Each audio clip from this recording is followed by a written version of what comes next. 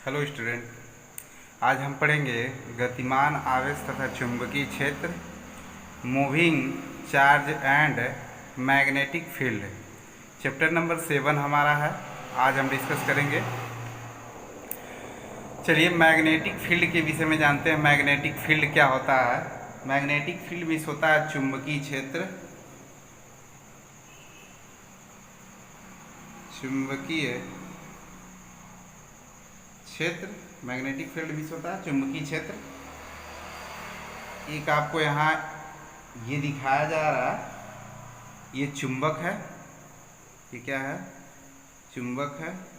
तो किसी चुंबक के चारों ओर, ये इसका चारों ओर, किसी चुंबक के चारों ओर का वह क्षेत्र, किसी चुंबक के चारों ओर का वह क्षेत्र जिसमें किसी चुंबकीय सुई को लाने पर, ये देखिए आपको यहाँ बना दिया जा रहा है। ये चुंबकीय सुई NS, ये आपका है चुंबकीय सुई। किसी चुंबकीय सुई को लाने पर एक बलयुग्म आघूर्ण आरोपित होता है। किस पे आरोपित होता है? ये चुंबक है और चुंबक के चारों ओर का वह क्षेत्र जिसमें किसी चुंबकीय, इसको लाने पर एक बलयुग्म क्या होता है? आरोपित होता है, जिसके कारण यह घूमकर, एक पूरा चक्कर घूमकर एक निश्चित दिशा में ठहर जाती है और चुंबकीय क्षेत्र कहलाता है। यानी वह पूरा, तब वह क्षेत्र क्या कहलाता है? उसका चुंबकीय क्षेत्र। चलिए लिख देते हैं, एक बार और बताते हैं, ध्यान से देखिए। किसी चुंबक के चारों ओर का वह क्षेत्र, ये चुंबक है, किसी चुंबक के चारों ओर का वह क्षेत्र जिसमें किसी चुंबकीय सुई को लाने पर उस पर एक बल आघूर्ण आरोपित होता है, जिसके कारण वह घूमकर एक निश्चित दिशा में क्या होती है? ठहर जाती है। चुंबकीय क्षेत्र कहलाता है। लिख दे रहे हैं आपको। किसी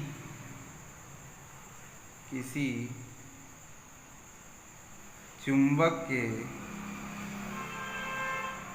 चारों ओर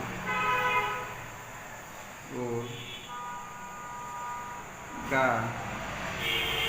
वह क्षेत्र जिसमें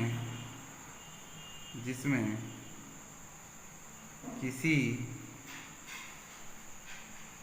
चुंबकीय सुई को लाने पर उस पर बल आघूर्ण आरोपित होता है,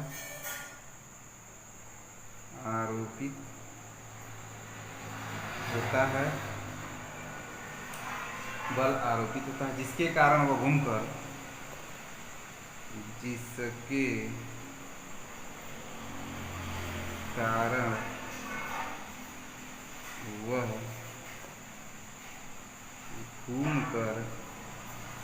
एक निश्चित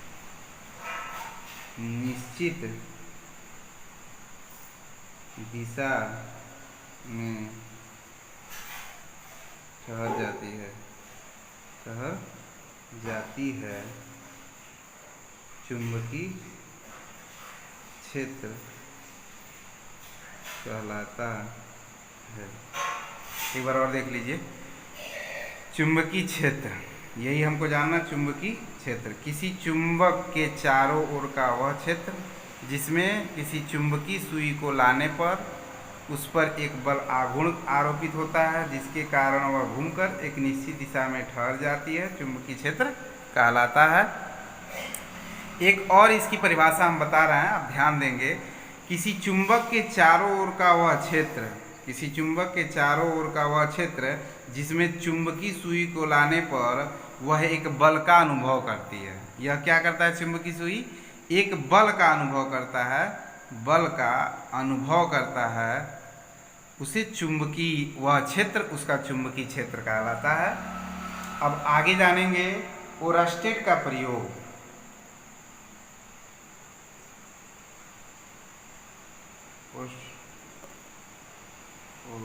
ओरस्टेड का ये प्रयोग में क्या बताया था बच्चों, उन्होंने ये बताया था, उन्होंने 3 परिपथ लिया था। एक 3 चालक तार के विषय में बात की थी, 1 2 और मान लीजिए 3 चालक तार है, ए बी यही चालक तार और ये भी है, फिर यहाँ भी यही चालक तार ए बी, फिर यहाँ भी ए बी चालक तार है। इसमें क्या किया उन्होंने,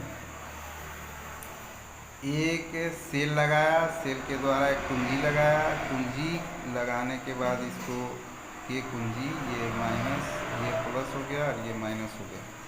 नेक्स्ट स्टेप में भी उन्होंने यही काम किया, एक सेल लगाया, फिर कुंजी लगाया, फिर दूसरा सेल लगाया, फिर इसको ऐसे जोड़ दिया, ये हो गया। फिर यहाँ अब ये बदल देंगे हम, माइनस रहेगा, ये प्लस हो जाएगा, ये कुंजी लगा, फिर ये यहाँ, और इसमें देखिए धारा की दिशा इधर बहेगी, इसमें धारा की दिशा आपकी उल्टा बहेगी, इस तरह से ऐसे बहेगी।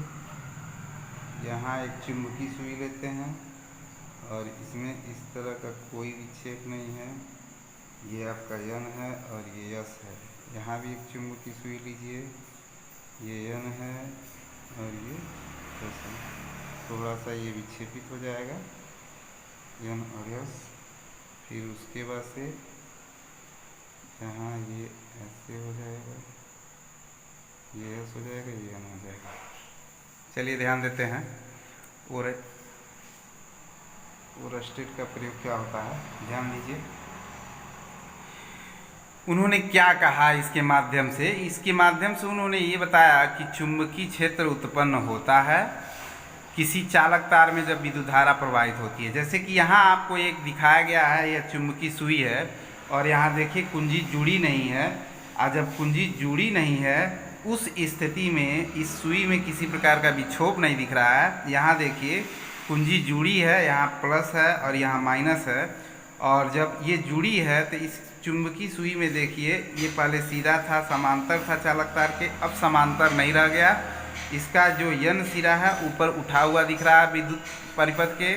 और तीसरे परिपथ में देखिए तो ये भी कुंजी जुड़ी है और ये बशर्ते धारा की दिशा को विपरीत कर दिया गया है, ये नीचे था ये ऊपर हो गया है क्योंकि यहाँ माइनस जोड़ दिया गया, यहाँ प्लस, तो उस स्थिति में यस ऊपर हो गया है, यन कहाँ हो गया है, नीचे हो गया है। इसका तात्पर्य क्या है, यानी वैद्युत धारा से चुंबकीय क्षेत्र की उत्पत्ति होती है। किससे होती है, वैद्युत धारा से चुंबकीय क्षेत्र उत्पन्न होता है। वैद्युत धारा से क्या होता है, वैद्युत धारा से चुंबकीय क्षेत्र उत्पन्न होता है, ये बात हो गई। अब कहेंगे इस संबंध में ओरस्टेड ने प्रयोग किया, इस संबंध में ओरस्टेड ने क्या किया, प्रयोगों द्वारा यह सिद्ध किया। और इस प्रयोग में सर्वप्रथम उन्होंने एक चालक तार लिया, यहाँ एक चालक तार दिखाया गया, यहाँ एक चालक तार, यहाँ एक चालक तार। इसमें उन्होंने ये क्या किया, चालक तार लिया, एक चालक तार ए बी में दाब कुंजी क्रमशः 3 लगाया और सेलें लगाई तीनों परिपथों में। अब क्या करते हैं, पहले परिपथ में कुंजी को जब खोल देते हैं, पहले परिपथ में जब कुंजी क्या हो, खुली हो, ध्यान से देखिएगा, जब पहले परिपथ में कुंजी खुली हो उस स्थिति में चुंबकीय सुई में किसी प्रकार का विक्षेप नहीं होता है और वो चालक तार के समांतर होती है।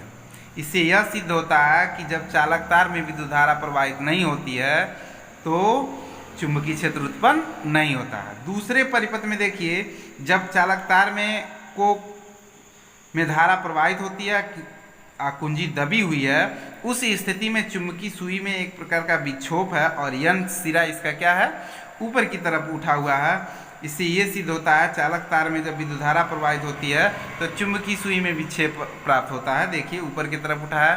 तीसरे चालक तार में देखिए, तीसरे परिपथ में देख लीजिए, ये क्या किया गया, धारा की दिशा को जब परिवर्तित कर देते हैं तो चुंबकीय क्षेत्र की दिशा भी क्या हो जाती है, परिवर्तित हो जाती है।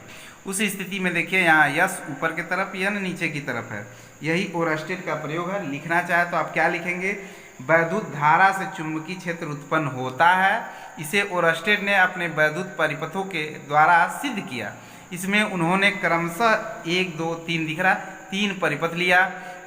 पहले परिपथ में विद्युत धारा नहीं प्रवाहित किया, शेष 2 परिपथों में विद्युत धारा एक दूसरे के विपरीत प्रवाहित किया, जिसके कारण उसके चुंबकीय सुई में भी विक्षेप विपरीत दिशा में होता है। इससे यह सिद्ध होता है कि किसी चालक तार में विद्युत धारा प्रवाहित करने पर चुंबकीय सुई में विक्षेप प्राप्त होता है। अतः किसी वैद्युत परिपथ के चारों ओर चुंबकीय क्षेत्र उत्पन्न होता है। इस प्रयोगों से स्पष्ट होता है कि वैद्युत धारा के चुंबकीय क्षेत्र की उत्पत्ति होती है। ये बात हो गई। That's clear.